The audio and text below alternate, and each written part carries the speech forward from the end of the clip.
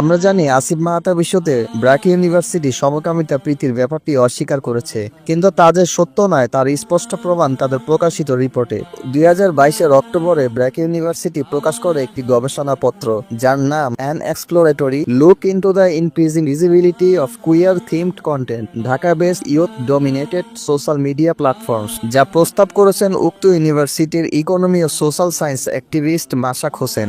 উক্ত থিসিসে মাশাক হোসেন আফসোস করে লিখেছে, Bangladesh is not the safest country for the LGBTQIA population and it's অলি। অর্থাৎ বাংলাদেশে LGBTQIA গোষ্ঠী এবং এমন আদর্শের লোকদের জন্য নিরাপদ কোনো জায়গা নয়। সে আরো লিখেছে, despite that Bangladeshi virtual space is becoming heavy with queer friendly content. Against this backdrop, the study explores the factors contributing to the increasing visibility of queer themed content across Dhaka-based youth-dominated social media platforms.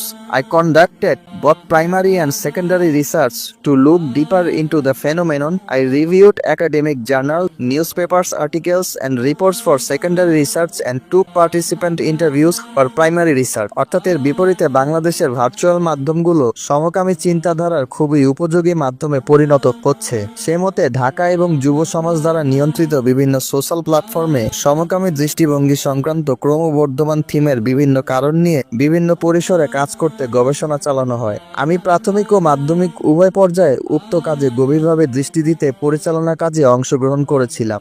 আমি মাধ্যমিক পর্যায়ে গবেষণার জন্য বিভিন্ন academic journal, newspaper article এবং বিভিন্ন রিপোর্টকে সামনে রেখেছি, আর প্রাথমিক পর্যায়ের গবেষণার জন্য বিভিন্ন অংশগ্রহণকারীদের সাক্ষাৎকার সংগ্রহ করেছি। আর ব্র্যাক তার জেন্ডার পলিসি নামক রিপোর্টে ঠিক ওই শব্দগুলোই ব্যবহার করেছে যার আড়ালে চলে সমকামিতার মিশন, যেমন জেন্ডার ইকুইটি ও জেন্ডার ইকুয়ালিটি, যার অর্থ হলো লিঙ্গ সমতা, জেন্ডার জাস্টিস অর্থাৎ লৈঙ্গিক ন্যায় বিচার, জেন্ডার ট্রান্সফরমেশন অর্থাৎ লৈঙ্গিক পরিবর্তন, জেন্ডার সোশ্যালাইজেশন অর্থাৎ লৈঙ্গিক সামাজিককরণ, আর LGBT ট্রান্সজেন্ডারের জন্য সে কাজ করে যাচ্ছে মর্মেও সাক্ষ্য প্রদান করেছে। ব্র্যাক বলছে, a person sexuality or sexual identity does not play any role during the hiring process or in the actual workplace itself.